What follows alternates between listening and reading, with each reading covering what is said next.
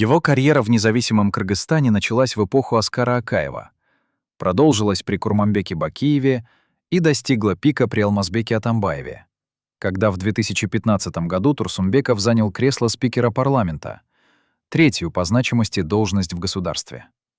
Но что делало его по-настоящему опасным для определенных кругов, так это не его официальные полномочия, а его неофициальные знания. За десятилетия работы в высших эшелонах власти он накопил информацию о финансовых схемах, о том, кто и сколько выводил из страны, о том, какие контракты заключались в обход закона и какие откаты получали те, кто сегодня позиционирует себя борцами с коррупцией. К лету 2020 года Турсунбеков уже не занимал официальных постов, но оставался влиятельной фигурой в социал-демократической партии и, что гораздо важнее, готовился к осенним парламентским выборам с программой, которая, по словам его ближайших соратников, должна была перевернуть представление кыргызстанцев о том, куда на самом деле уходят деньги страны. Один из его бывших помощников, согласившийся говорить на условиях анонимности, рассказал мне, что в июне 2020 года Турсунбеков начал систематизировать документы, которые собирал годами, и что эти документы касались не только прошлых правительств, но и тех, кто находился у власти в тот момент. Он говорил, что народ должен знать правду перед выборами, вспоминает помощник. Он был уверен, что его защитит публичность, что они не посмеют тронуть человека такого уровня. Он ошибался. Но прежде чем мы перейдем к событиям той роковой ночи, давайте посмотрим на контекст, в котором они произошли. Потому что без понимания того, что творилось в Кыргызстане летом 2020 года, невозможно оценить, насколько идеальным было это время для тех, кто хотел свести счеты под прикрытием всеобщего хаоса. «Чёрный июль» — так назвали этот период сами кыргызстанцы, и это название не было преувеличением. Система здравоохранения, и без того слабая, рухнула под натиском пандемии.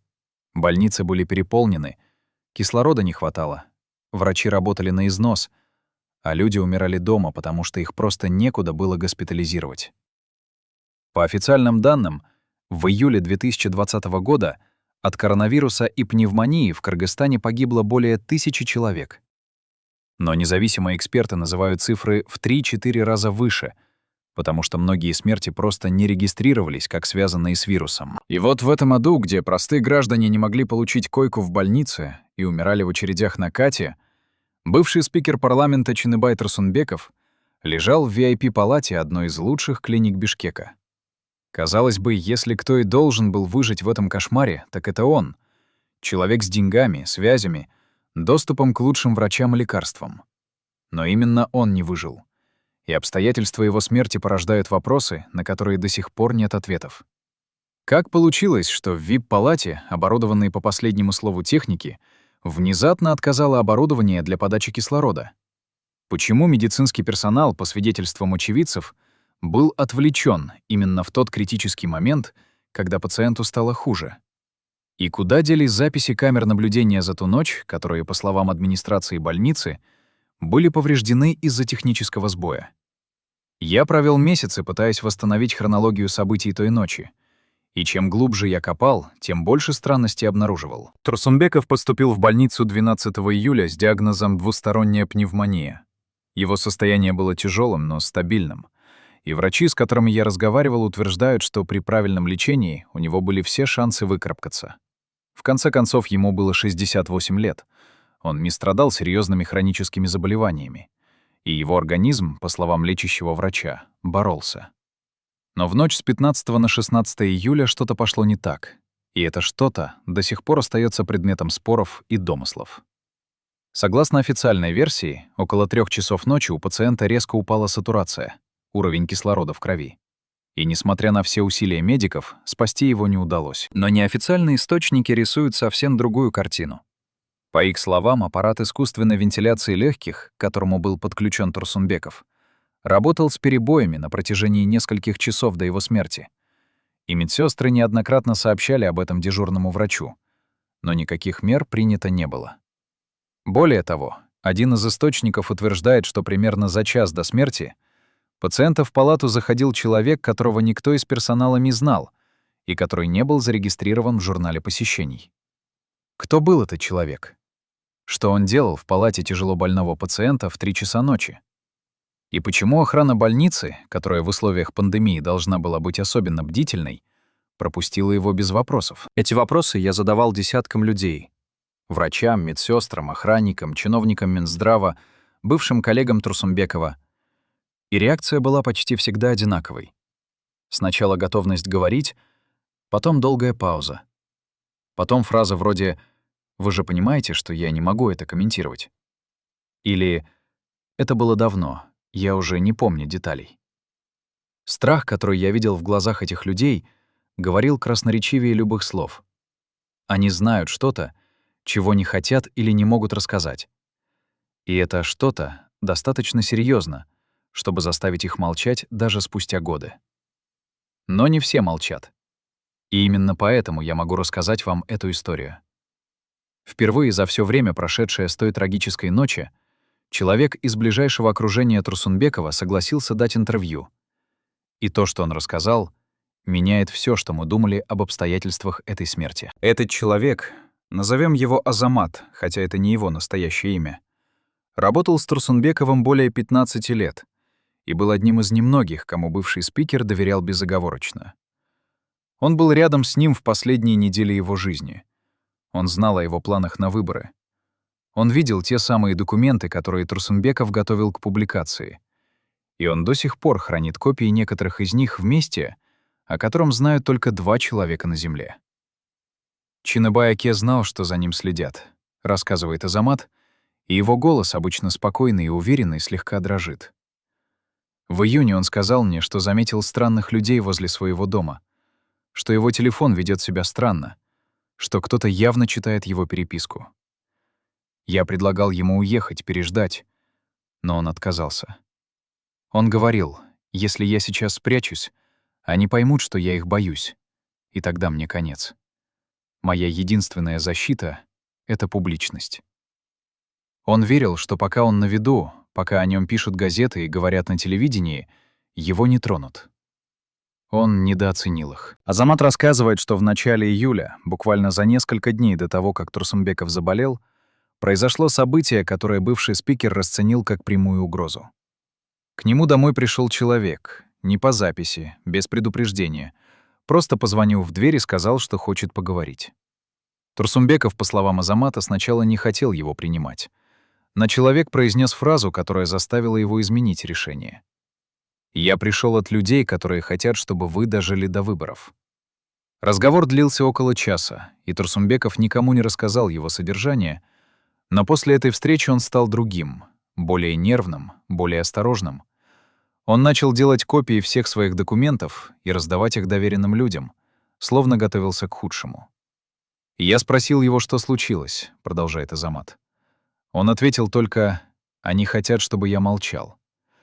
Они предложили мне деньги, много денег, и гарантии безопасности для семьи. Взамен я должен отказаться от выборов и уничтожить все документы. Я спросил, что он ответил. Он посмотрел на меня и сказал. Я ответил, что мое молчание не продается. И теперь я жду, какой будет их следующий ход. Следующий ход не заставил себя ждать. Через неделю после этого разговора Турсунбеков почувствовал себя плохо. Температура, кашель, слабость — все классические симптомы того, что тогда называли ковидной пневмонией. Он обратился к врачам, ему сделали тест. Результат оказался положительным, и 12 июля его госпитализировали. Казалось бы, обычная история для того времени. Тысячи людей заболевали каждый день, и многие из них, к сожалению, не выживали. Но Азамат обращает внимание на деталь, которая кажется ему подозрительной. Турсунбеков был крайне осторожен. Он практически не выходил из дома, носил маску, соблюдал все меры предосторожности и, тем не менее, заболел. «Я не говорю, что его специально заразили», — уточняет Азамат. «Я не могу этого доказать. Но я говорю, что это очень удобное совпадение для тех, кто хотел его остановить». И вот здесь мы подходим к самой темной части этой истории, к тому, что происходило в больнице в последние дни жизни Турсунбекова. Азамат не был допущен в палату, официально из-за карантинных ограничений. Но он поддерживал связь с одной из медсестер, которая ухаживала за пациентом, и которая согласилась информировать его о состоянии здоровья бывшего спикера. Эта медсестра, назовем ее Айгуль, впоследствии уволилась из больницы и уехала из страны. Но перед отъездом она передала Азамату аудиозапись, сделанную на ее телефон в ночь смерти Турсунбекова. Эта запись, возможно, единственное прямое свидетельство того, что происходило в те роковые часы.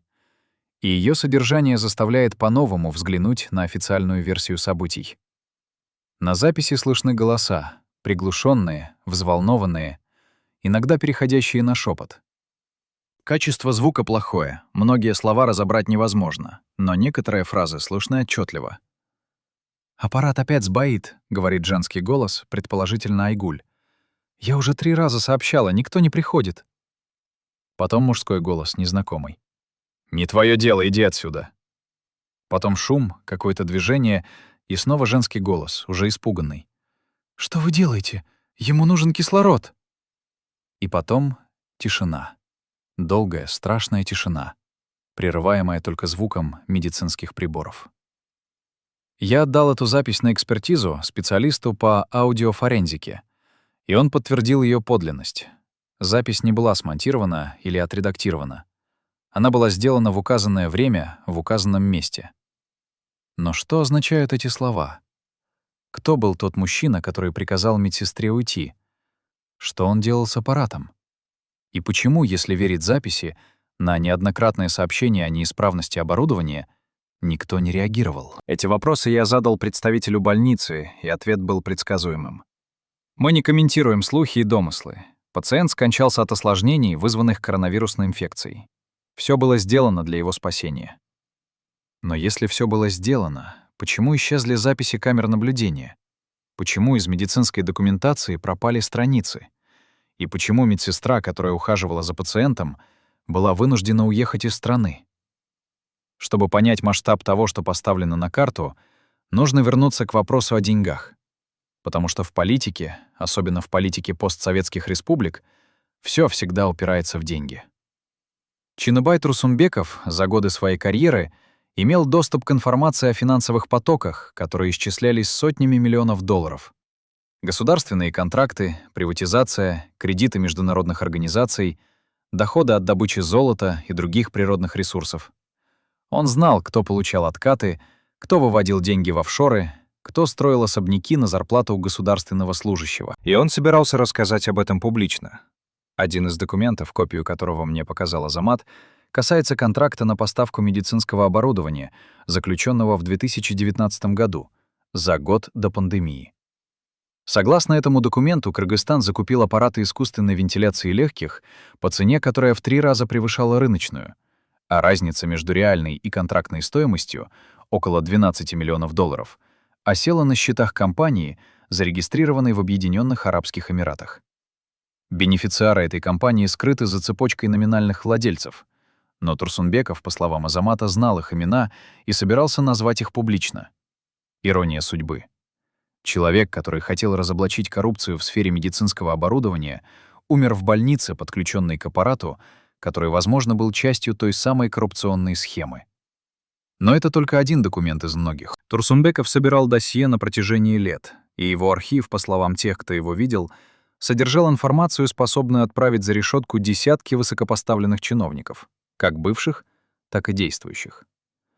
Он знал о схемах вывода денег через банки соседних стран, о мертвых душах в государственных учреждениях, о контрактах, заключенных с фирмами-однодневками, о недвижимости, купленной на имена родственников и подставных лиц. Этот архив был его страховкой. Он верил, что пока он жив и пока эти документы существуют, его не тронут, потому что его смерть автоматически приведет к их публикации. Но он не учел одного. Те, кого он собирался разоблачить, могли попытаться получить архив до того, как он будет обнародован. И здесь мы подходим к еще одной загадке этой истории. После смерти Турсунбекова его дом был ограблен. Официально это квалифицировали как обычную кражу, воспользовавшуюся тем, что семья была на похоронах. Но странность в том, что воры не взяли ничего ценного. Ни деньги, ни украшения, ни технику. Они забрали только бумаги, документы из сейфа, файлы с компьютера, записные книжки. Полиция так и не нашла преступников. Дело было закрыто за отсутствием улик. И никто не задал очевидный вопрос. Кому могли понадобиться бумаги покойного политика, если не тем, кто боялся их содержания? Азамат утверждает, что Турсумбеков предвидел такой поворот событий и заранее сделал копии самых важных документов, спрятав их в нескольких местах. Часть этих копий, по его словам, до сих пор существует и находится в надежных руках. Чинабай Аке говорил: «Если со мной что-то случится, правда все равно выйдет наружу», — рассказывает Азамат. Он верил в это до последнего. И я верю, что рано или поздно эти документы будут опубликованы. Вопрос только в том, когда наступит подходящий момент. Но вернемся к событиям той ночи, потому что именно там, в стенах больничной палаты, решалась судьба не только одного человека, но, возможно, и всей страны. По словам источников, близких к расследованию, в ночь с 15 на 16 июля в больнице произошло несколько странных событий, которые не получили объяснения в официальных отчетах. Во-первых, примерно в полночь в здание вошла группа из 3 человек, которые представились сотрудниками санитарной службы и сказали, что пришли проверить работу вентиляционной системы. Охрана пропустила их без вопросов. В конце концов, в разгар пандемии такие проверки были обычным делом. Но никто не проверил их документы, никто не сопровождал их по зданию, и никто не видел, когда и как они ушли. Во-вторых, примерно в 2 часа ночи, за час до того, как Турсумбекову стало плохо, в больнице произошел кратковременный сбой электропитания. Официально это объяснили перегрузкой сети. Но резервные генераторы, которые должны были включиться автоматически, почему-то не сработали. И в течение нескольких минут часть оборудования, включая аппараты жизнеобеспечения, работала в аварийном режиме. Именно в это время, по словам медсестры Айгуль, аппарат, к которому был подключен Турсунбеков, начал сбоить. В-третьих, и это, пожалуй, самое странное, дежурный врач, который должен был находиться на этаже, где лежал Турсунбеков, в критический момент отсутствовал. По его собственным показаниям, он был вызван в другое отделение для консультации. Но никто из персонала того отделения не подтвердил, что видел его там. Куда он ходил? С кем встречался? И почему он не отвечал на вызовы медсестер, которые сообщали о проблемах с оборудованием? Эти вопросы так и остались без ответа. А сам врач вскоре после этих событий уволился и, по некоторым данным, уехал работать в одну из стран Персидского залива. Я пытался связаться с этим врачом, назовем его доктор К, через социальные сети и общих знакомых. Но он отказался от комментариев.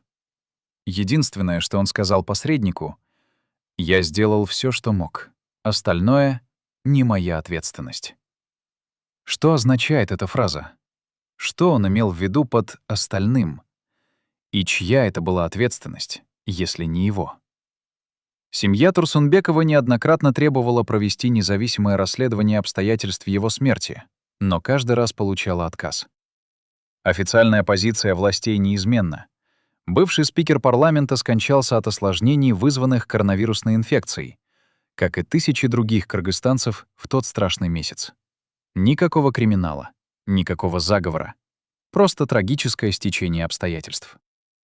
Но если это так, почему власти так упорно отказываются от независимой экспертизы? Почему исчезли ключевые документы и записи? И почему люди, которые могли бы пролить свет на события той ночи, либо молчат, либо уехали из страны? Я не утверждаю, что знаю ответы на все эти вопросы. Я не утверждаю, что Чиныбай Турсумбеков был убит. У меня нет неопровержимых доказательств этого. Но я утверждаю, что официальная версия его смерти вызывает слишком много вопросов, чтобы принять ее на веру. Я утверждаю, что человек, который готовил разоблачение против влиятельных людей, умер при странных обстоятельствах, в самый удобный для этих людей момент. И я утверждаю, что народ Кыргызстана имеет право знать правду о том, что произошло в ту ночь. Не ради мести, не ради скандала, а ради справедливости и ради того, чтобы подобное никогда не повторилось.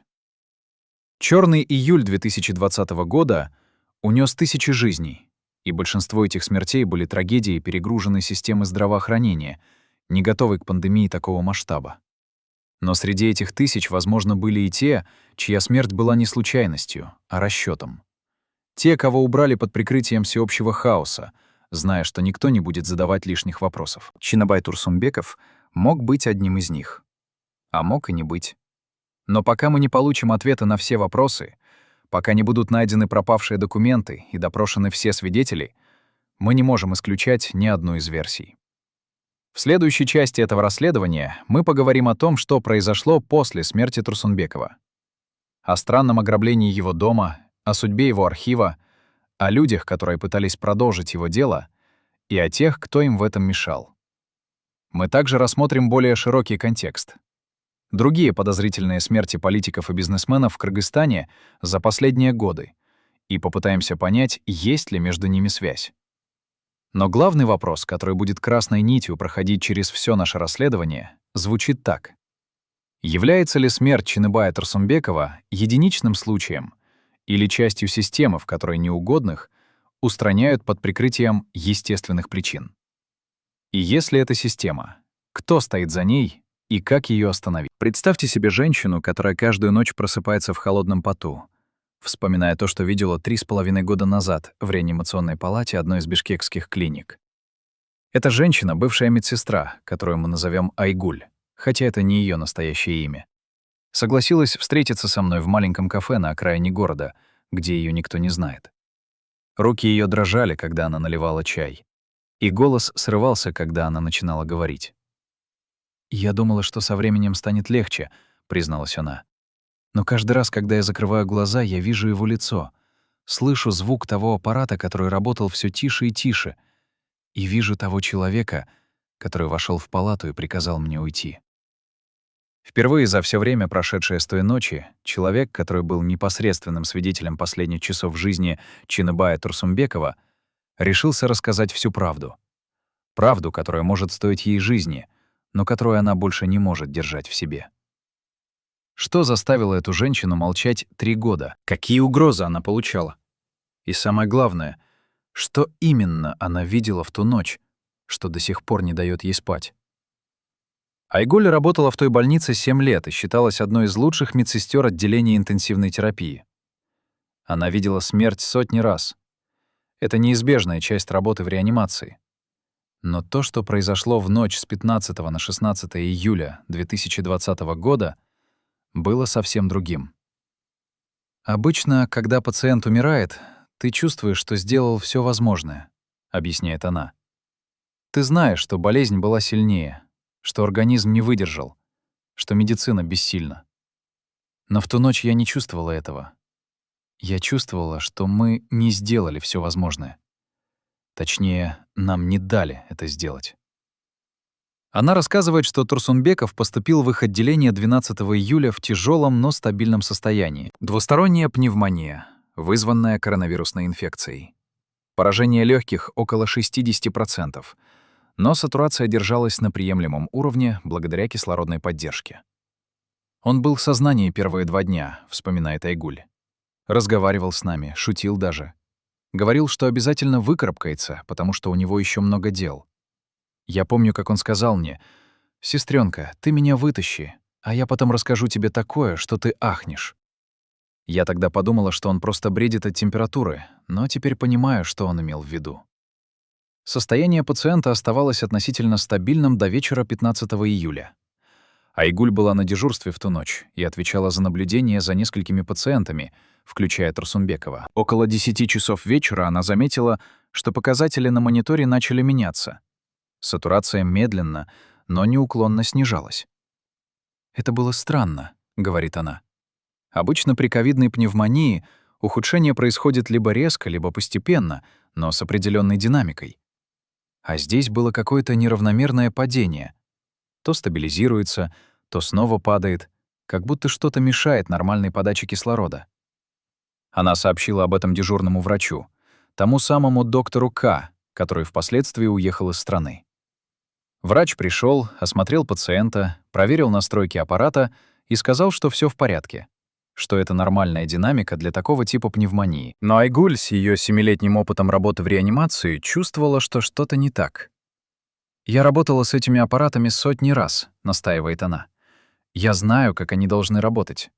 И этот аппарат работал не так. Звук был другой.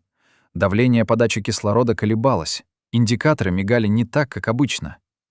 Я снова сказала об этом врачу, но он отмахнулся и сказал, чтобы я не паниковала. Примерно в полночь в отделение пришли 3 мужчин в белых халатах, которые представились техниками, пришедшими проверить вентиляционную систему. Айгуль показалось это странным. Обычно такие проверки проводятся днем, и о них предупреждают заранее. Но в условиях пандемии все было не как обычно, и она не стала задавать вопросов. Мужчины прошли по коридору, зашли в техническое помещение, где находились основные узлы системы жизнеобеспечения, и провели там около 20 минут. Когда они вышли, один из них, высокий, с характерным шрамом на левой щеке, остановился возле поста медсестры и спросил, в какой палате лежит тот самый пациент. Айгуль не поняла, о ком речь, и переспросила. Мужчина усмехнулся и сказал, «Ну, бывший большой человек. Тот, что с пневмонией». Она показала на палату Турсумбекова, и мужчина кивнул, переглянулся с коллегами и ушел. «Только потом я поняла, как это было странно», — говорит Айгуль. «Откуда техники, пришедшие проверять вентиляцию, знали, что в нашем отделении лежит какой-то большой человек? И зачем им это было нужно?»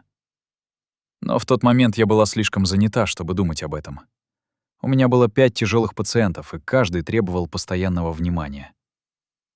Около 2 часов ночи произошел тот самый сбой электропитания, о котором я упоминал ранее.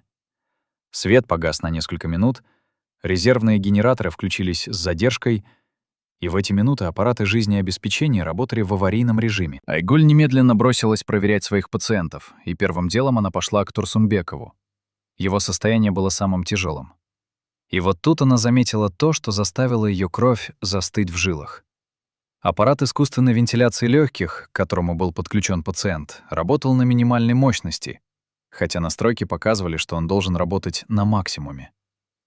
«Я сразу поняла, что что-то не так», — рассказывает она, и голос ее становится почти шепотом. «Я попыталась изменить настройки, но аппарат не реагировал. Я нажимала на кнопки, пыталась перезагрузить систему, но ничего не работало.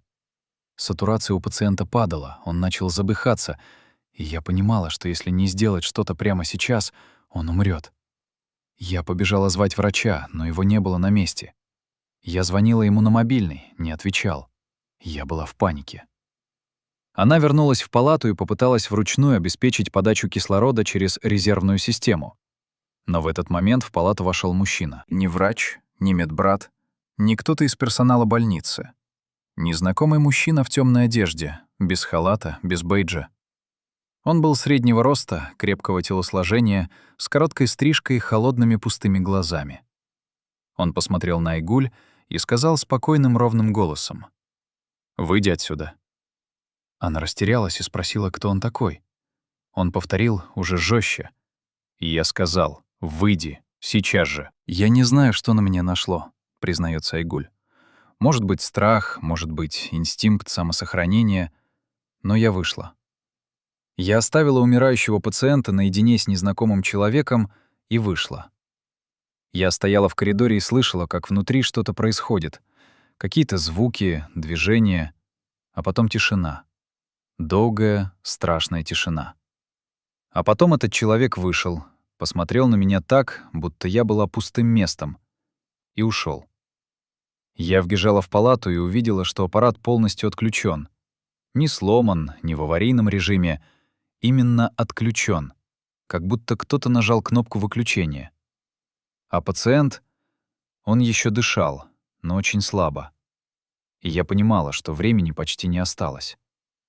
Айгуль немедленно включила аппарат обратно и начала реанимационные мероприятия. Но было уже поздно. Организм Турсумбекова, ослабленный болезнью и лишённый кислорода в критический момент, не выдержал. Через 20 минут врач, тот самый доктор К, который внезапно появился, хотя до этого его невозможно было найти, констатировал смерть. Официальная причина — острая дыхательная недостаточность вследствие двусторонней вирусной пневмонии. Никаких вопросов, никаких подозрений. Просто еще одна жертва черного июля. Но Айгуль не могла с этим смириться. На следующий день она попыталась поговорить с главным врачом, рассказать о том, что видела, но ее остановили на полпути. Заведующий отделением вызвал ее к себе и сказал очень просто и очень ясно: «Ты ничего не видела. Ты была занята другими пациентами. Ты не знаешь, что происходило в той палате. И если ты хочешь сохранить работу и не иметь проблем, ты забудешь об этом». Она попыталась возразить, но он перебил ее. «У тебя есть дочь, правильно? Ей 8 лет? Хорошая девочка. Было бы жаль, если бы с ней что-то случилось». «Это была прямая угроза», — говорит Айгуль, и слезы наворачиваются на ее глаза. «Они угрожали моему ребенку. Что я могла сделать?» Я замолчала. Я продолжала работать, делала вид, что все нормально, но внутри я умирала. Каждый день я думала об этом человеке, о том, как он задыхался, как просил о помощи глазами, и о том, что я его предала. Я не спасла его. Я позволила им убить его. Через месяц Айгуль уволилась из больницы. Она не могла больше там работать, не могла смотреть в глаза коллегам, которые знали правду, но молчали. Она уехала в другой город, нашла работу в маленькой частной клинике, пыталась начать новую жизнь. Но прошлое не отпускало ее. Она сделала ту самую аудиозапись, единственное доказательство того, что произошло в ту ночь, и передала ее Азамату, помощнику Турсунбекова, надеясь, что когда-нибудь правда выйдет наружу. А потом она получила звонок. Звонивший не представился, но голос был знакомый. Тот самый мужчина, который вошел в палату в ту ночь. Он сказал только одно: «Мы знаем, что ты сделала. Мы знаем про запись. Если она когда-нибудь появится в публичном доступе, ты пожалеешь. И твоя дочь пожалеет». После этого звонка Айгуль приняла решение уехать из страны. Она продала квартиру, взяла дочь и уехала в Россию, где у нее были дальние родственники. Там она живет до сих пор, работает под чужим именем и каждый день оглядывается через плечо, боясь, что ее нашли. «Я согласилась дать это интервью, потому что больше не могу молчать», — говорит она. «Я понимаю, что рискую, но если я не расскажу правду сейчас, я никогда не смогу жить спокойно. Пусть весь мир узнает, что Чыныбай Турсунбеков не умер от коронавируса. Его убили. Хладнокровно, расчётливо убили. И я была свидетелем этого убийства. И я хочу, чтобы те, кто это сделал, знали. Я помню их лица. Я помню их голоса. И рано или поздно они ответят за то, что сделали». Показания. Айгуль — это самое прямое свидетельство того, что смерть Турсунбекова не была естественной. Но это не единственное. В ходе моего расследования я обнаружил еще несколько странных деталей, которые складываются в тревожную картину. Одна из этих деталей касается медицинской документации покойного, точнее, той ее части, которая исчезла после его смерти. Я уже упоминал, что из досье пропали 17 страниц, но я не говорил, какие именно страницы. Теперь, благодаря источнику в архиве больницы, я знаю. Пропавшие страницы содержали результаты анализов крови Турсунбекова, взятых в последние 48 часов его жизни. Обычные анализы — общий, биохимический, на свертываемость, которые делаю всем пациентам реанимации. Но в случае Турсунбекова эти анализы показали нечто необычное.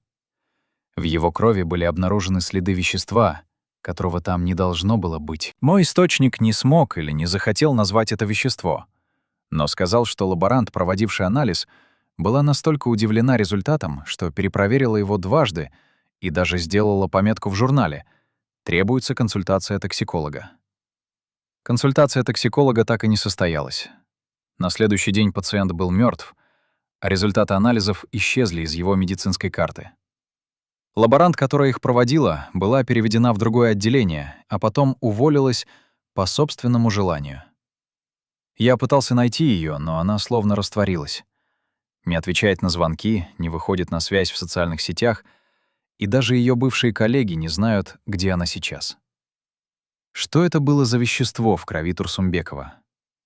Было ли это лекарство, которое ему давали врачи, или что-то другое?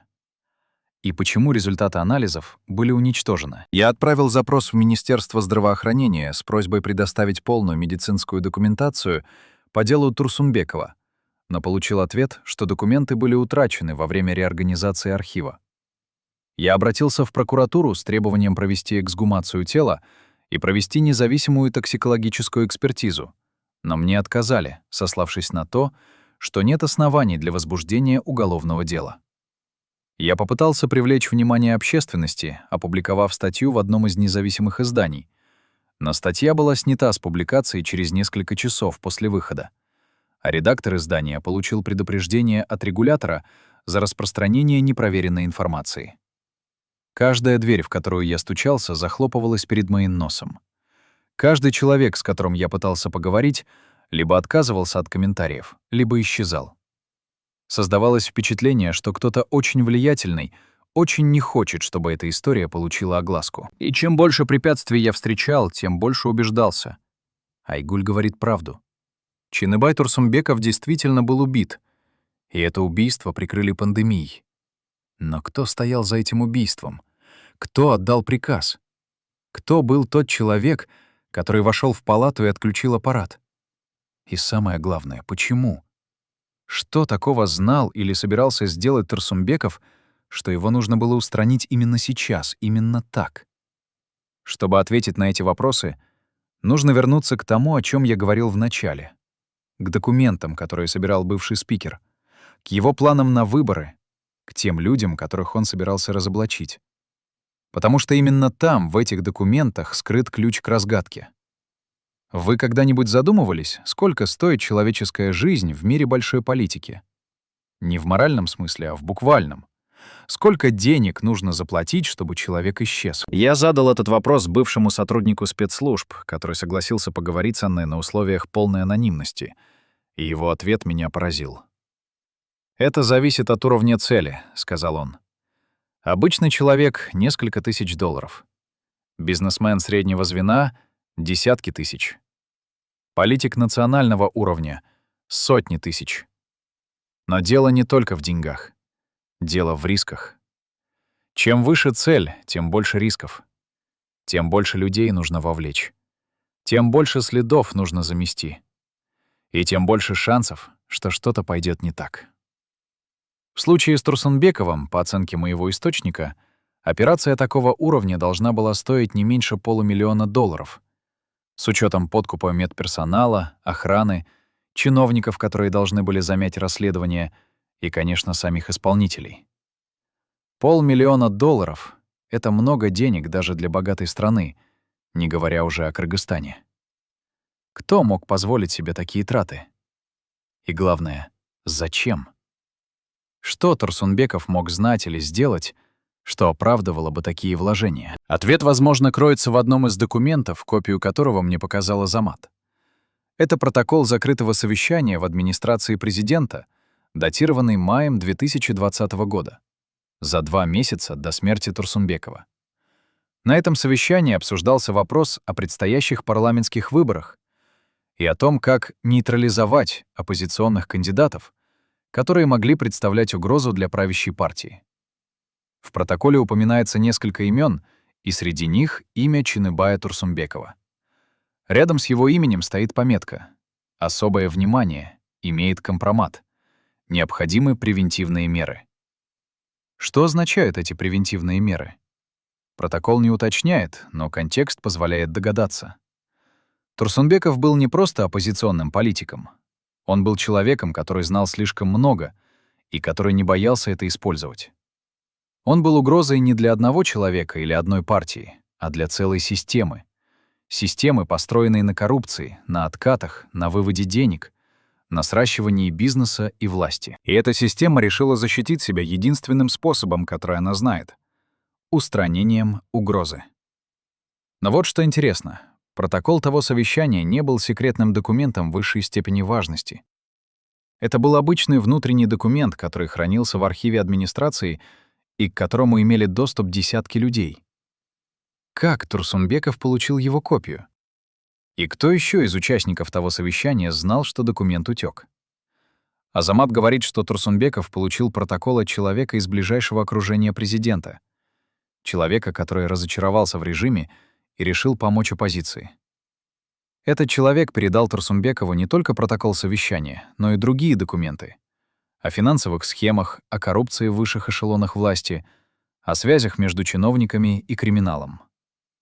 Чиныбай Аке называл его своим «кротом», рассказывает Азамат. Он никогда не говорил мне, кто это, но я понимал, что это кто-то очень высокопоставленный.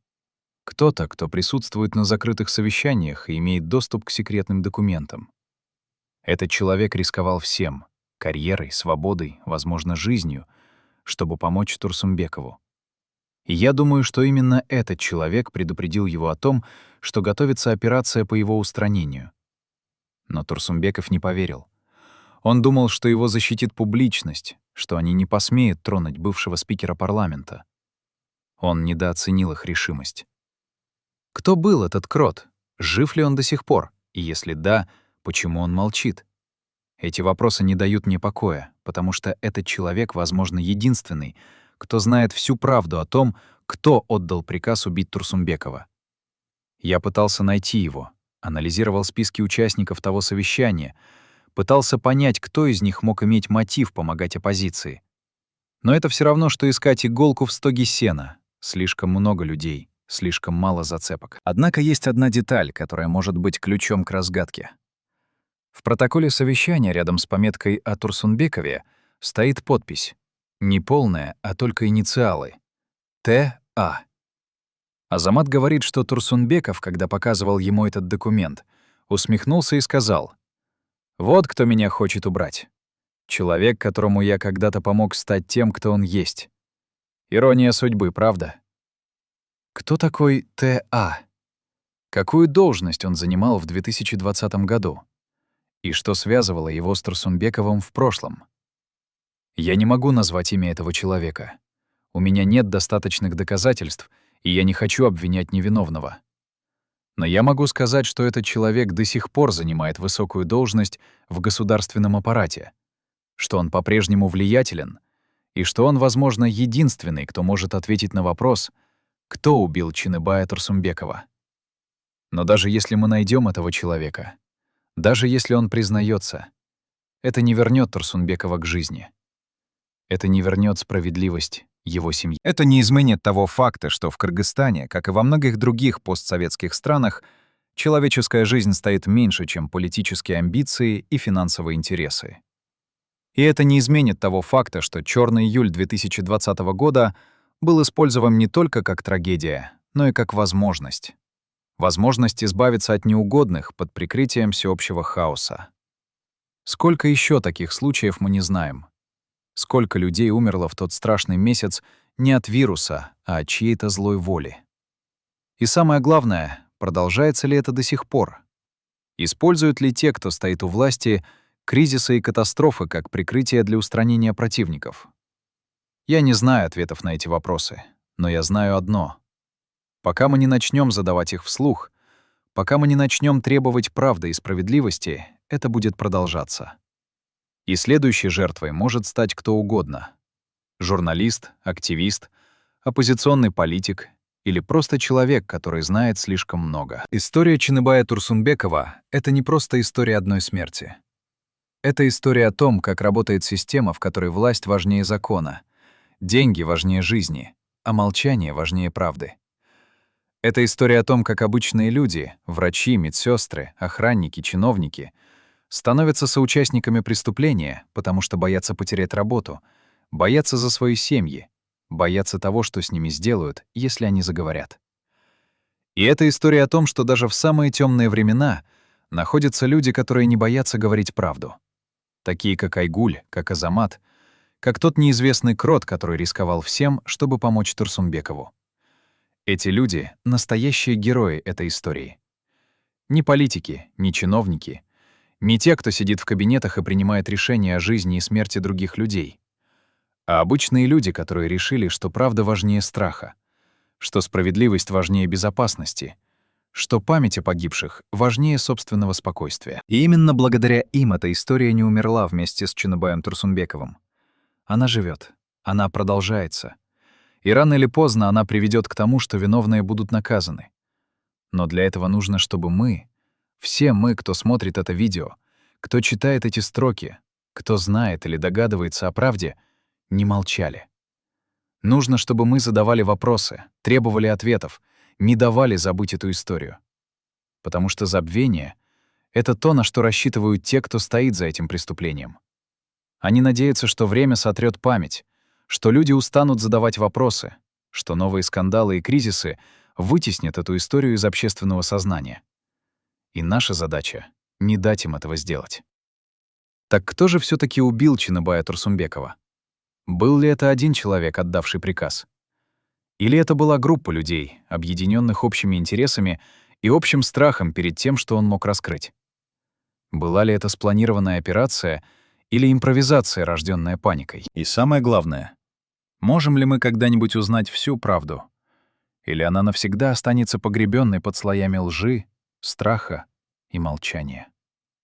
Вообразите себе подземное хранилище в центре Бишкека, куда не проникает ни один луч солнца, где на стеллажах высотой до потолка хранятся тысячи папок с грифом «Совершенно секретно», и где каждый документ может разрушить карьеру, отправить за решетку или стоить жизни тем, чьи имена упомянуты на пожелтевших страницах. Это хранилище существует не в конспирологических теориях, а в реальности, и доступ к нему имеют ровно 12 человек в стране, каждый из которых подписал документ о неразглашении под угрозой 20 лет тюрьмы. Один из этих 12, назовем его Марат, хотя это не его настоящее имя, проработал архивариусом в этом хранилище 8 лет и видел документы, о существовании которых не подозревает даже большинство высокопоставленных чиновников. Среди этих документов было досье на Чыныбая Турсунбекова. Необычное досье с биографией и послужным списком, а специальное, помеченное красной полосой, что означало «особый контроль». В этом досье хранились не только сведения о самом Турсунбекове, но и списки людей, с которыми он встречался, записи его телефонных разговоров, фотографии документов, которые он изучал, и, самое интересное, медицинские карты за последние 15 лет его жизни, включая результаты анализов, о которых не знал даже сам пациент. Почему спецслужбы так тщательно собирали информацию о здоровье бывшего спикера? Что они искали в его медицинских картах? И самое главное, куда делось это досье после смерти Турсунбекова, когда Марат пришел на работу и обнаружил, что стеллаж, где оно хранилось, пуст, а в журнале выдачи документов стоит подпись человека, которого в штате архива никогда не было? Марат согласился встретиться со мной в одном из торговых центров Бишкека. Он сказал, что публичное место безопаснее, чем укромный уголок, потому что они не станут делать ничего на глазах у сотен людей. Мы сидели в шумном фудкорте, окружённые семьями с детьми и подростками с телефонами. И этот контраст между обыденностью вокруг и тем, о чем мы говорили, был почти сюрреалистичным. Марат выглядел измождённым, под глазами темные круги, руки нервно теребили пластиковый стаканчик с кофе, и было видно, что решение встретиться со мной далось ему нелегко. «Я нарушаю закон, просто разговаривая с вами», — сказал он тихо. «Если они узнают, что я здесь, меня посадят. Или хуже. Но я больше не могу молчать, потому что то, что я видел в том досье, доказывает. Его смерть планировали задолго до июля 2020 года. Он рассказал, что досье на Турсунбекова начали формировать еще в 2015 году, когда тот стал спикером парламента. Но по-настоящему активная работа началась в 2019-м, после того, как Турсунбеков публично раскритиковал несколько правительственных решений и намекнул, что у него есть документы, подтверждающие коррупцию на высшем уровне. «С того момента за ним следили круглосуточно», — объясняет Марат. Прослушивали телефоны, читали переписку, фиксировали каждую встречу, каждый разговор. Но самое странное — это медицинская часть досье. Там были не только его официальные медицинские карты, но и результаты каких-то специальных анализов, которые, судя по датам, делались без его ведома. Анализы крови, мочи, волос — всё, что может показать состояние здоровья человека и его уязвимые места. Зачем спецслужбам нужна была такая детальная информация о здоровье Турсунбекова? Марат высказывает предположение, которое звучит как сценарий шпионского триллера, но которое, к сожалению, имеет под собой реальную основу. Когда ты знаешь все слабые места организма человека, какие у него хронические заболевания, какие лекарства он принимает, как его тело реагирует на определенные вещества, ты можешь спланировать его устранение так, чтобы оно выглядело естественной смертью. Это называется медицинская ликвидация, и это одна из самых сложных и дорогих операций, которые проводят спецслужбы. Но она же и самая безопасная, потому что доказать, что человек умер не от болезни, а от чьих-то действий, практически невозможно, особенно если прошло время и тело уже похоронено. Турсунбеков, по словам Марата, страдал гипертонией и имел проблемы с сердцем. Ничего критического, обычные возрастные изменения для мужчины его лет. Но достаточно, чтобы создать правдоподобную версию естественной смерти. В досье были записи консультаций с кардиологами, результаты ЭКГ, списки препаратов, которые он принимал для контроля давления. Но самое интересное, продолжает Марат, понизив голос почти до шепота, это документ, который я видел в досье за месяц до его смерти. Это была служебная записка от какого-то медицинского специалиста, не врача из обычной больницы, а кого-то из закрытого медицинского учреждения, которое обслуживает спецслужбы. В этой записке говорилось, что объект имеет повышенную чувствительность к определенной группе препаратов и что при определенных условиях возможно спровоцировать острую дыхательную недостаточность, которая будет выглядеть как осложнение вирусной инфекции. Я не медик, но даже я понял, о чем речь. Они изучали, как его убить так, чтобы это выглядело как смерть от ковида. Если это правда, а у меня нет оснований не верить Марату, учитывая детали, которые он сообщил и которые невозможно выдумать, то смерть Турсунбекова была не импровизацией, рожденной паникой, а тщательно спланированной операцией, к которой готовились месяцами. Пандемия не была причиной его смерти. Она была удобным прикрытием, идеальным моментом для реализации плана, который разрабатывался задолго до того, как первый случай коронавируса был зарегистрирован в Кыргызстане. «Они ждали подходящего момента», — говорит Марат. И «Чёрный июль» дал им этот момент. Когда люди умирают сотнями, когда система здравоохранения на грани коллапса, когда никто не успевает проверять причины смерти, это идеальное время для того, чтобы убрать неугодного человека. Кто будет задавать вопросы о смерти одного политика, когда вокруг умирают тысячи обычных людей? Я спросил Марата, может ли он показать мне копии тех документов, о которых говорит, но он покачал головой. Досье исчезло на следующий день после смерти Турсунбекова. Я пришел на работу утром 17 июля, и стеллаж был пуст. В журнале выдачи стояла подпись. Какой-то полковник, имени которого я никогда не слышал. Я попытался выяснить, кто это, но мне сказали, чтобы я не совал нос не в свое дело. А через неделю меня вызвал начальник и сказал, что досье на Турсунбекова никогда не существовало, что я, видимо, что-то перепутал, и что если я буду продолжать задавать вопросы, меня уволят за разглашение государственной тайны. Я понял намек и замолчал. До сегодняшнего дня. Но даже без физических копий документов показания Марата дают нам важнейший ключ к пониманию того, что произошло. Если спецслужбы действительно готовили медицинскую ликвидацию Турсунбекова, то это означает, что решение о его устранении было принято на самом высоком уровне, потому что такие операции не проводятся по инициативе рядовых сотрудников. Это означает, что кто-то из высшего руководства страны дал санкцию на убийство бывшего спикера парламента. И это означает, что все последующие события — госпитализация, странные обстоятельства в больнице, исчезновение документов, угроза свидетелям — были частью единого плана по сокрытию преступления. Кто мог отдать такой приказ? В Кыргызстане, как и в большинстве постсоветских стран, спецслужбы не действуют самостоятельно. Они выполняют приказы политического руководства. Решение об устранении человека такого уровня, как Турсунбеков, не могло быть принято без ведома самых высокопоставленных лиц в государстве. Но кто именно? Президент? Глава администрации?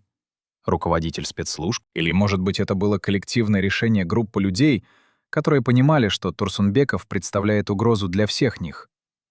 Марат не знает ответа на этот вопрос.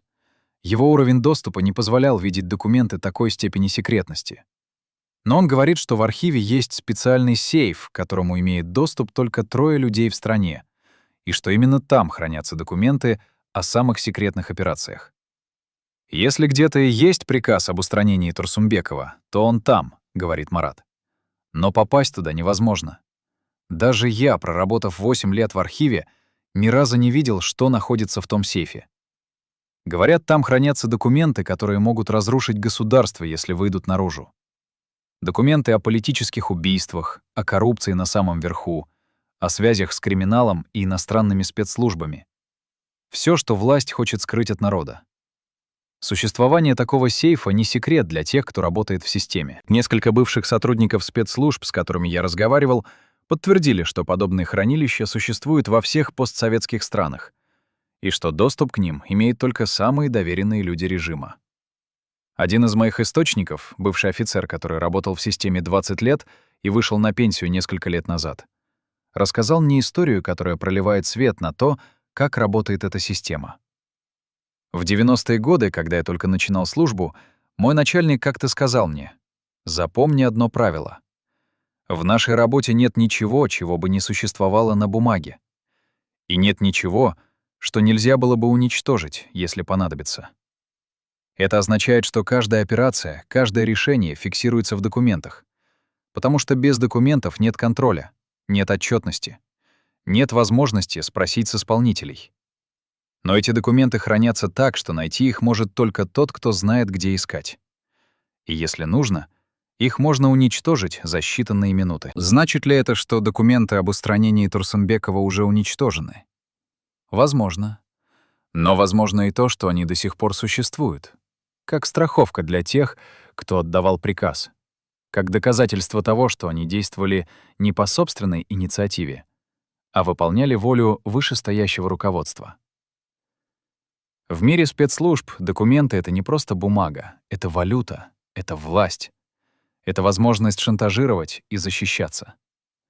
И те, кто участвовал в операции по устранению Турсунбекова, наверняка позаботились о том, чтобы у них остались доказательства своей невиновности, на случай, если когда-нибудь придется отвечать за содеянное.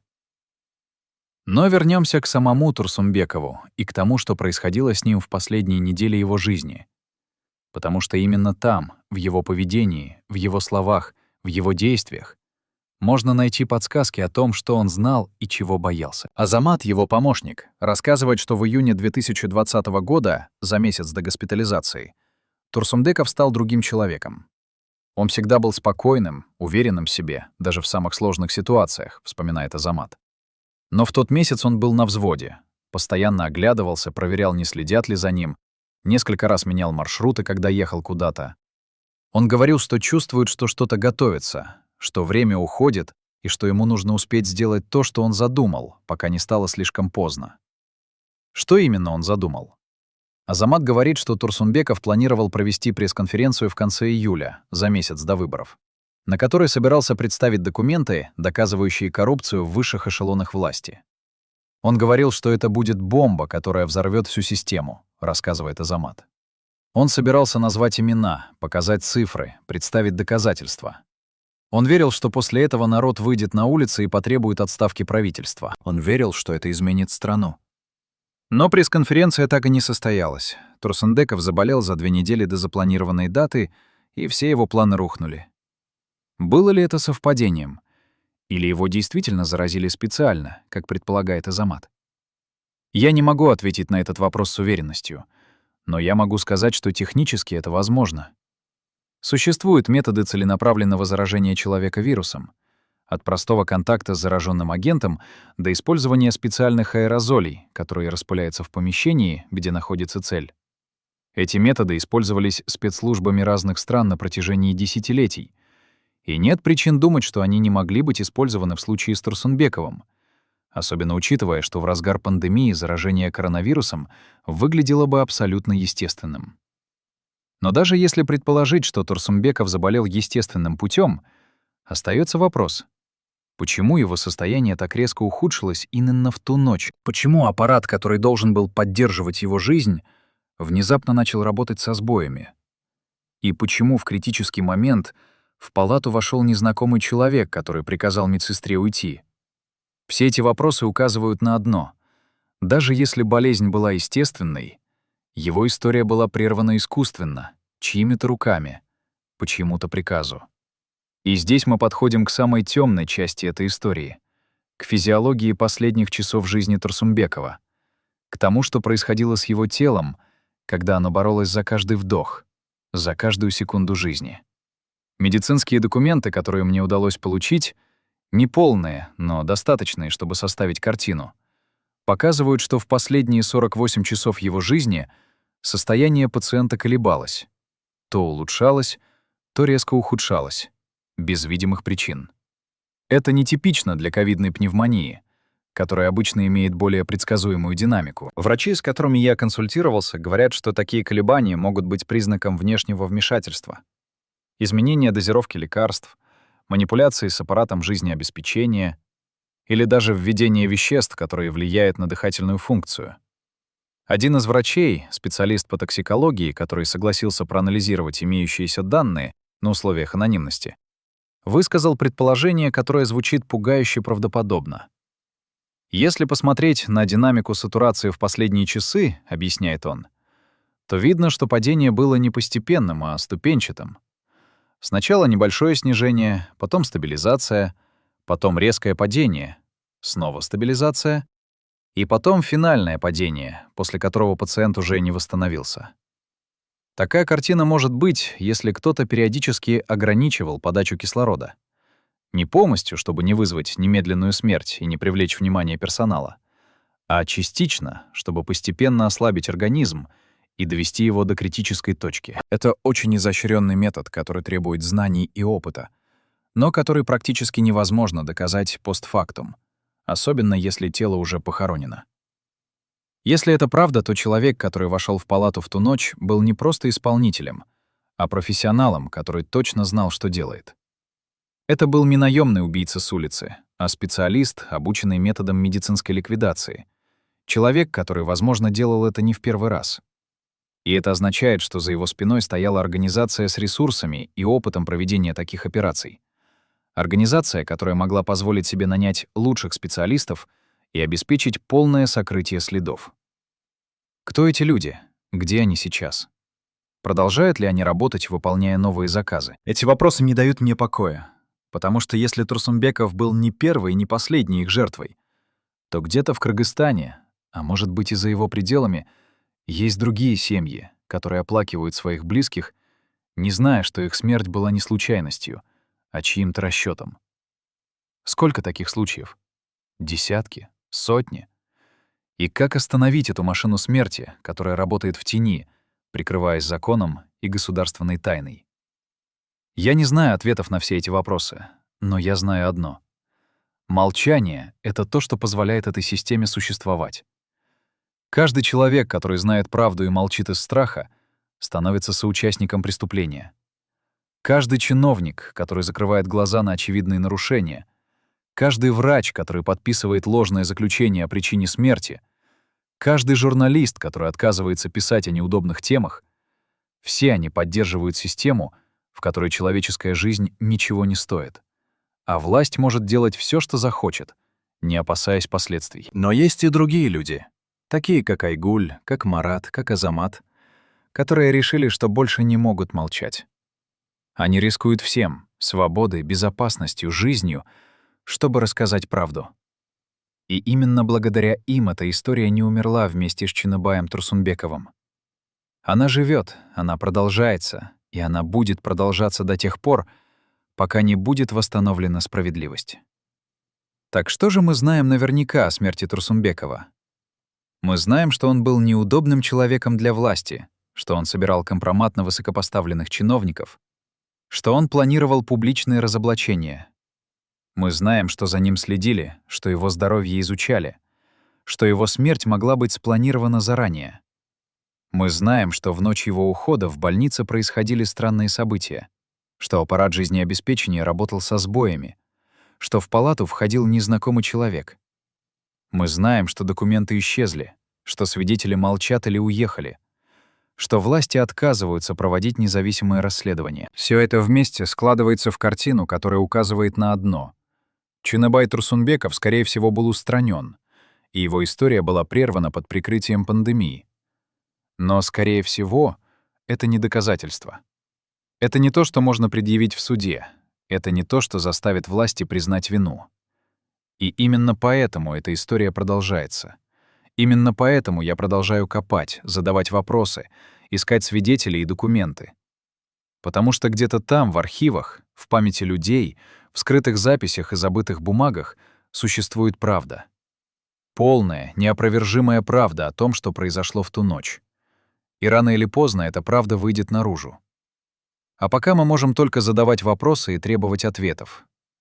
Мы можем помнить Чыныбая Турсунбекова не как очередную жертву пандемии, а как человека, который боролся за справедливость и который, возможно, заплатил за эту борьбу своей жизнью. Мы можем поддерживать тех, кто рискует, рассказывая правду. И мы можем не давать забыть эту историю, потому что забвение — это худшее, что может случиться с памятью о погибших.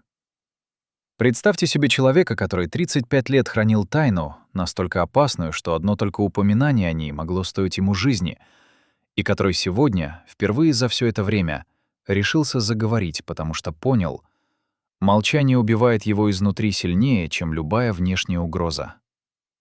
Этот человек — бывший сотрудник президентской администрации Кыргызстана, который в 2020 году занимал достаточно высокую должность, чтобы присутствовать на закрытых совещаниях, где обсуждались вопросы, о которых простые граждане не должны были знать никогда. Назовем его Тимур. Это не его настоящее имя, и я не могу раскрыть больше деталей о его личности, потому что даже сейчас, спустя годы после тех событий, его жизнь находится под угрозой. Мы встретились в нейтральной стране, куда он уехал после того, как понял, что оставаться в Кыргызстане для него смертельно опасно. И то, что он рассказал мне за 3 часа нашего разговора, перевернуло все, что я думал об этом деле. Тимур был тем самым кротом, о котором говорил Азамат. Человеком из ближайшего окружения власти, который передавал Турсунбекову секретные документы, и который знает имя того, кто отдал приказ об устранении бывшего спикера. Почему он молчал столько лет? Что заставило его заговорить сейчас? И самое главное, готов ли он назвать имя человека, который несет ответственность за то, что произошло в ту июльскую ночь? Тимур начинает свой рассказ с того, что объясняет, как он вообще оказался в этой истории. В 2019 году он работал советником в администрации президента и отвечал за подготовку аналитических материалов по внутриполитической ситуации. Его задачей было отслеживать настроение в обществе, анализировать действия оппозиции и готовить рекомендации для руководства о том, как нейтрализовать потенциальные угрозы режиму. «Я не был идеалистом», — признается он. «Я понимал, что работаю на систему, которая далека от совершенства. Но я думал, что делаю важную работу, что помогаю сохранять стабильность в стране. Но постепенно я начал понимать, что стабильность, о которой мы говорили, это просто красивое слово для прикрытия коррупции, беззакония и репрессий против тех, кто осмеливался задавать неудобные вопросы». Переломный момент наступил весной 2020 года, когда Тимур был приглашен на закрытое совещание в резиденции президента. На этом совещании присутствовало около 15 человек. Высшие чиновники администрации, руководители силовых структур, несколько влиятельных бизнесменов, которые финансировали правящую партию. Повестка дня была одна — предстоящие парламентские выборы и угрозы, которые могли помешать победе провластных кандидатов.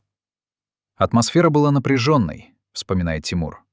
«Все понимали, что выборы будут сложными, что оппозиция активизировалась, что народ недоволен. И все искали способы, как обеспечить нужный результат, не вызывая при этом массовых протестов. Обсуждались разные варианты. От административного ресурса и подкупа избирателей до прямых фальсификаций и запугивания оппозиционных кандидатов.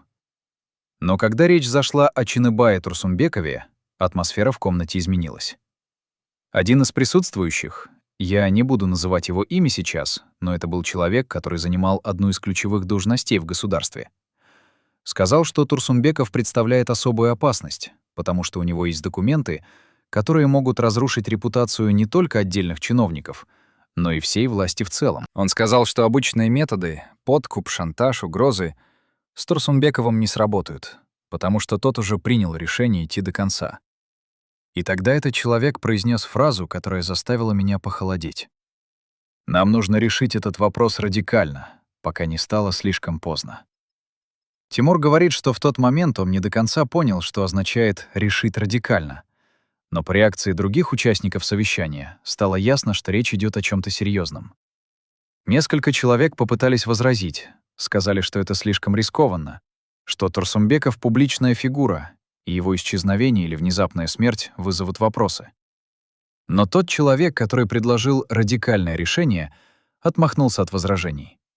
Он сказал, что у него есть план, который исключает риски, что все будет выглядеть естественно, и что к моменту, когда кто-то начнет задавать вопросы, будет уже слишком поздно что-либо доказать. А потом он добавил фразу, которую я запомнил дословно. «Пандемия дает нам уникальную возможность.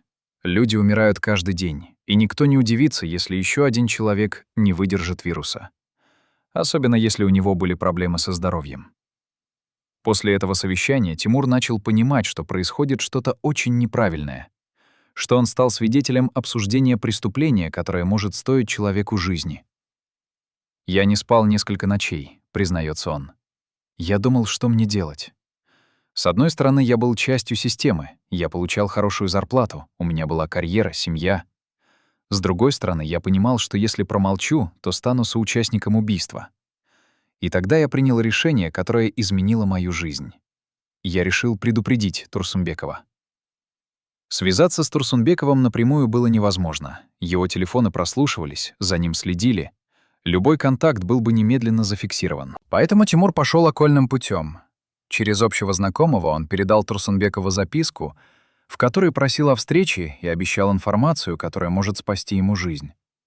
Встреча состоялась в начале июня 2020 года в одном из бишкекских парков, где они могли говорить, не опасаясь прослушки. «Я рассказал ему все, что слышал на том совещании», — вспоминает Тимур.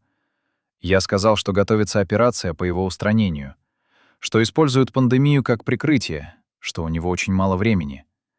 Я умолял его уехать из страны, переждать, отложить свои планы». Но он отказался. Турсунбеков, по словам Тимура, выслушал его спокойно, поблагодарил за предупреждение, но сказал, что не может уехать, потому что это будет означать капитуляцию. Он сказал мне: «Если я сейчас сбегу, они поймут, что я их боюсь. И тогда все, что я делал все эти годы, потеряет смысл. Моя единственная защита — это правда, которую я собираюсь рассказать. И если они меня уберут, эта правда все равно выйдет наружу, потому что я позаботился о том, чтобы документы были в надежных руках». Я спросил его, уверен ли он, что эти люди не посмеют тронуть бывшего спикера парламента. Он посмотрел на меня и сказал: «Я не уверен ни в чем. Но я знаю одно. Если я сдамся сейчас, то предам всех тех, кто верил в меня, кто надеялся, что я смогу что-то изменить. И я не могу этого сделать». После этой встречи Тимур продолжал передавать Турсунбекову документы. Протоколы совещаний, служебные записки, финансовые отчеты — все, что могло помочь в разоблачении коррупции. Он рисковал невероятно, потому что утечка любого из этих документов могла быть отслежена, и тогда его ждала бы тюрьма в лучшем случае. Но он чувствовал, что не может остановиться, что это единственный способ искупить свою вину за годы работы на систему, которая разрушала страну изнутри. «Я передал ему около 30 документов за 2 месяца», — говорит Тимур. Каждый из них был бомбой. Контракты на миллионы долларов, заключенные с фирмами-однодневками, списки чиновников, которые владели недвижимостью за границей, на суммы в сотни раз превышающие их официальные доходы. Записи разговоров, в которых обсуждались схемы вывода денег. Если бы все это вышло наружу, половина правительства оказалась бы за решеткой. Но этого не произошло. В начале июля Турсунбеков заболел, а через несколько дней его госпитализировали. Тимур узнал об этом из новостей и сразу понял, что план, о котором говорили на том совещании, начал реализовываться. Я пытался дозвониться до него, но его телефон не отвечал. Я пытался связаться с его помощником Азаматом, но и он был недоступен. Я чувствовал себя беспомощным. Понимал, что происходит что-то страшное, но не мог ничего сделать. А потом, 16 июля, я услышал новость о его смерти. И я понял, что они это сделали. Они действительно убили его. В тот же день Тимур принял решение уехать из страны. Он понимал, что если они узнают о его роли в передаче документов Турсунбекову, его ждет та же участь. Он взял семью и под предлогом отпуска уехал в Турцию, а оттуда в Европу, где попросил политического убежища. «Я не герой», — говорит он. «Я просто человек, который не смог жить с грузом того, что знал. И я надеюсь, что мое свидетельство поможет восстановить справедливость. Хотя бы частично». Я спросил Тимура, готов ли он назвать имя человека, который предложил радикальное решение на том совещании. Человека, который, по сути, отдал приказ об устранении Турсунбекова. Он долго молчал, и я видел, как внутри него идет борьба между желанием рассказать правду и страхом за последствия. Наконец он сказал: «Я назову это имя, но не сейчас, не в этом интервью. Я передам вам документ, копию протокола того совещания, которую я сделал перед отъездом. В этом документе есть подписи всех участников, включая того человека. Вы сможете опубликовать его, когда сочтете нужным. Но я прошу вас об одном. Убедитесь, что моя семья в безопасности, прежде чем это сделать. Потому что когда это имя станет известно, начнется охота. И я не хочу, чтобы мои близкие пострадали из-за моего решения». Я получил этот документ через неделю после нашей встречи. Это действительно протокол закрытого совещания, датированный 23 мая 2020 года. И в нем черным по белому написано все, о чем рассказывал Тимур. Обсуждение проблемы Турсунбекова, предложение радикального решения, фраза о том, что пандемия дает уникальную возможность, и подписи. 15 подписей высокопоставленных чиновников, каждый из которых либо одобрил этот план, либо промолчал, что в данном случае одно и то же. Среди этих подписей есть одна, которая выделяется. Подпись человека, который председательствовал на совещании и который, судя по контексту, был инициатором всей операции. Я не могу опубликовать этот документ прямо сейчас, по юридическим причинам и из соображений безопасности людей, которые помогали мне в этом расследовании. Но я могу сказать, что этот документ существует, что он находится в надежном месте и что рано или поздно он станет достоянием общественности. А когда это произойдет, те, кто несет ответственность за смерть Чыныбая Турсунбекова, больше не смогут прятаться за должностями и государственной тайной. Им придется ответить за то, что они сделали. Но документ — это только часть истории. Чтобы понять полную картину того, что произошло, нужно вернуться к самой операции, к тому, как она была спланирована и реализована. Потому что именно в деталях скрывается правда о том, насколько циничной и хладнокровной была эта история. Марат, бывший архивариус, рассказывал о медицинском досье на Турсунбекова, о том, как изучали его здоровье, искали уязвимые места. Айгуль, медсестра, рассказывала о той ночи в больнице, о человеке, который вошел в палату и отключил аппарат. Тимур рассказывал о совещании, где было принято решение об устранении. Все эти свидетельства складываются в единую картину операции, которая была спланирована на самом высоком уровне и реализована с пугающей точностью. Но кто был тот человек, который вошел в палату? Кто был непосредственным исполнителем? На этот вопрос у меня пока нет точного ответа. Но есть версия, которую мне рассказал бывший сотрудник спецслужб, знакомый с методами работы подобных структур. «В каждой стране есть люди, которые специализируются на таких операциях», — объясняет он. «Их немного, может быть, несколько десятков на всю страну. Они не числятся в официальных штатах спецслужб, работают как независимые подрядчики, получают задания через посредников и никогда не знают, кто именно заказчик.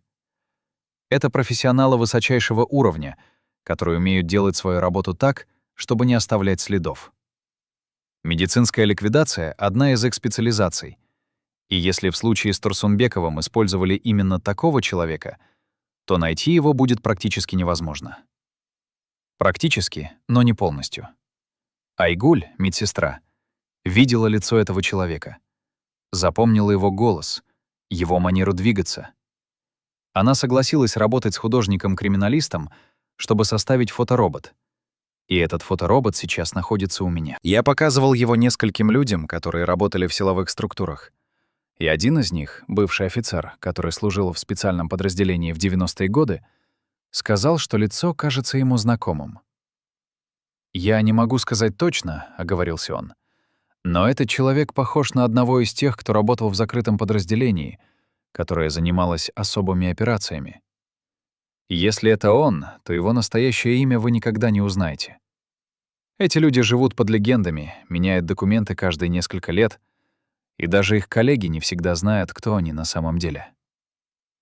Но даже если мы никогда не узнаем имя исполнителя, мы знаем имена тех, кто отдал приказ, кто планировал операцию, кто обеспечивал прикрытие. И именно они должны нести ответственность, потому что без их решения, без их санкции, без их участия этого преступления не было бы. Исполнитель — это всего лишь инструмент, орудие в чужих руках. Настоящие преступники — это те, кто держал это орудие и направлял его. И здесь мы подходим к самому болезненному вопросу этой истории. Что случилось с теми документами, которые собирал Турсунбеков? С тем компроматом, который должен был стать его защитой и который, по его словам, должен был выйти наружу в случае его смерти? Азамат говорил, что Турсунбеков сделал копии и передал их доверенным людям, что эти документы до сих пор существуют. Но почему они не были опубликованы? Почему спустя годы после его смерти мы до сих пор не видели тех разоблачений, которые он обещал? Ответ на этот вопрос даёт сам Азамат, когда я встречаюсь с ним в последний раз перед завершением этого расследования. Чинабай Аке действительно сделал копии и передал их нескольким людям, подтверждает он. Но после его смерти началась охота на эти документы. Людей, которые их хранили, запугивали, некоторых арестовывали по сфабрикованным обвинениям, некоторые просто исчезали. Из 5 человек, которым были переданы копии, 3 отдали документы под давлением, 1 уехал из страны и отказался иметь с этим дело, и только 1, я, сохранил свою копию. Но я понимал, что если опубликую ее сейчас, меня просто уберут, как убрали Чинабая Аке, и документы все равно исчезнут. Поэтому я ждал. Ждал подходящего момента, когда ситуация в стране изменится, когда появится возможность обнародовать эту информацию без риска немедленной расправы. Азамат говорит, что этот момент, возможно, наступает сейчас. Политическая ситуация в Кыргызстане изменилась. Некоторые из тех, кто был у власти в 2020 году, потеряли свои посты. Появились новые силы, которые заинтересованы в разоблачении коррупции прошлых режимов. «Я готов передать эти документы», — говорит он. «Но не просто так. Никому попало. Я хочу, чтобы они попали в руки людей, которые действительно смогут использовать их для восстановления справедливости, а не для политических игр. Я хочу, чтобы память о Чинабае Аке была очищена, чтобы люди знали, что он не просто умер от вируса, а был убит за то, что боролся с коррупцией. И я хочу, чтобы те, кто это сделал, ответили за свои действия. Я не знаю, произойдет ли это. Я не знаю, хватит ли у новой власти политической воли для того, чтобы расследовать преступления прошлого режима. Я не знаю, будут ли когда-нибудь наказаны те, кто несет ответственность за смерть Турсунбекова. Но я знаю одно — правда уже не может быть похоронена. Слишком много людей знают ее, слишком много свидетельств собрано, слишком много документов сохранено. И рано или поздно эта правда выйдет наружу. Может быть, не завтра, может быть, не через год, но она выйдет. Потому что правда имеет свойство всплывать, как бы глубоко ее ни пытались закопать. История Чинабая Турсунбекова — это не просто история одного человека, одной смерти, одного преступления. Это история о системе, которая построена на лжи, коррупции и насилии, и которая готова убивать, чтобы защитить себя. Это история о том, как власть, потерявшая всякие моральные ориентиры, использует кризисы и трагедии для достижения своих целей. Это история о том, как обычные люди становятся жертвами политических игр, в которых человеческая жизнь — всего лишь разменная монета. Но это также история о сопротивлении, о людях, которые не сдаются, которые продолжают бороться за правду, несмотря на угрозы и опасности.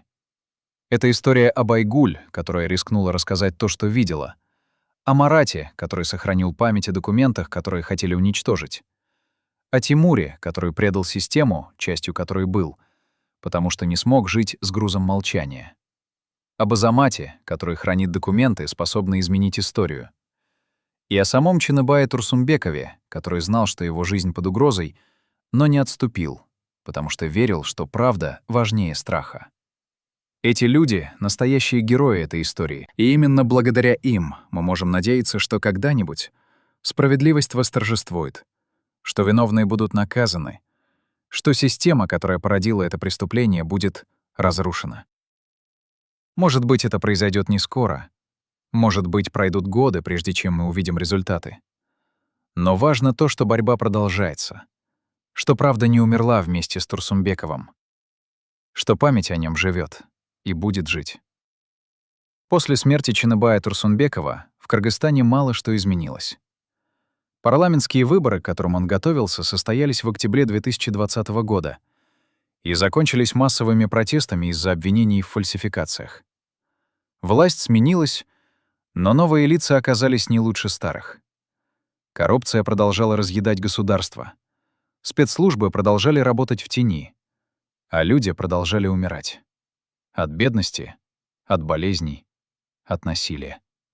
От равнодушия тех, кто должен был их защищать. Семья Турсунбекова до сих пор требует справедливости, но их голос стонет в шуме политических баталий и новых скандалов. Его дети выросли без отца. Его внуки никогда не узнают деда. А его жена до сих пор просыпается по ночам, вспоминая тот звонок, который перевернул ее жизнь. Они живут с болью, которая не утихает со временем, с вопросами, на которые нет ответов, с чувством несправедливости, которое разъедает душу. Но они не одиноки. По всему Кыргызстану есть семьи, которые потеряли своих близких в тот черный июль 2020 года. И многие из них задают те же вопросы. Была ли смерть их родных действительно случайностью? Или кто-то воспользовался хаосом пандемии, чтобы свести счеты? Мы никогда не узнаем точного числа таких случаев, потому что большинство из них никогда не будут расследованы. Но сам факт, что такие вопросы задаются, говорит о том, что доверие к власти разрушено, что люди больше не верят официальным версиям, что они начинают понимать, в стране, где правит беззаконие, любая смерть может быть не случайностью. Что касается тех, кто стоял за устранением Турсунбекова, то большинство из них до сих пор занимают высокие посты или живут на покое, наслаждаясь богатством, накопленным за годы службы. Они спят спокойно, не опасаясь возмездия, потому что знают, система защищает своих. Но есть и те, кто не спит спокойно, кто оглядывается через плечо, кто боится, что однажды правда все-таки выйдет наружу, и им придется ответить за содеянное. Страх — это единственное наказание, которое они несут сейчас, но, возможно, не последнее. Остается один вопрос, на который нет однозначного ответа. Мог ли Чыныбай Турсунбеков избежать своей участи? Мог ли он уехать, когда его предупредили об опасности? Мог ли он отказаться от своих планов, промолчать, сохранить жизнь? Технически, да, мог. Но тогда он не был бы тем человеком, которым был. Он выбрал борьбу, зная, чем это может закончиться.